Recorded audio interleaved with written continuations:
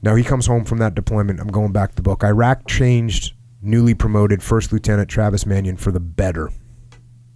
As the Marines' mom, dad, sister, and several Naval Academy buddies all noticed, he was still the same Travis who had willingly traded Doylestown for one of the world's most dangerous places. But after returning to the United States, Travis carried with him an aura of seriousness and quiet self-confidence that was unfamiliar to some of his closest friends and loved ones. When Travis talked about life, he acknowledged its fragility, having felt the pulse of an IED blast and seen dead bodies in the streets. For a young Marine who had just spent 8 months in Fallujah, it was almost impossible not to mature.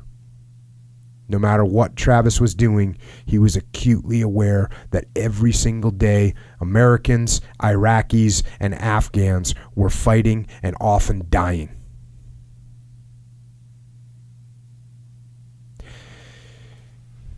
I love the fact that paragraph starts off by saying that deployment to Iraq changed Travis for the better.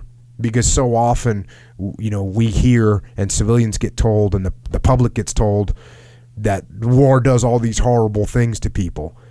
And they fail to realize that in many cases, war makes you a better person.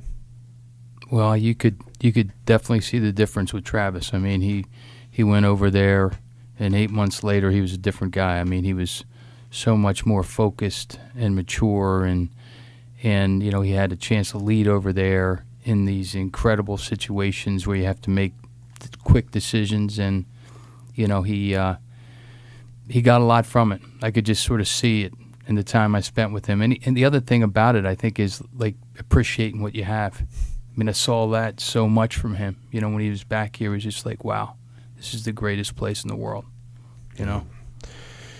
There's no doubt about that. That's something I think everybody that deploys comes back, and you, at a minimum, you're going to appreciate what we have in America.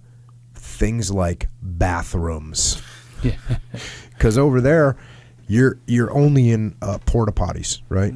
Or you're in the field, but you're in porta potties in the summertime. We used to call them the blue saunas because they're blue colored plastic. Right. And then inside it's 120 degrees outside. So inside the blue sauna, it's 160 degrees.